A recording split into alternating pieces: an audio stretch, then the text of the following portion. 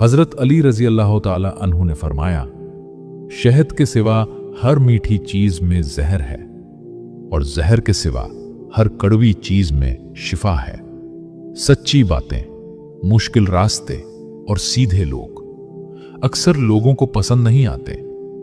सिर्फ खौफ खुदा एक ऐसा चिराग है जिसकी रोशनी में नेकी और बदी साफ नजर आती है।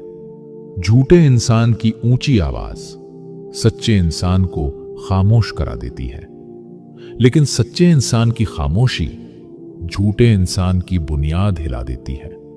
सबसे बड़ा ऐब यह है कि तुम किसी पर ऐब लगाओ जो खुद तुम में मौजूद हो। नफरत वो चीज है जिसे लम्हे में महसूस कर लिया जाता है, और मोहब्बत वो चीज है जिसको साबित करने में जिंदगी गुजर जाती है।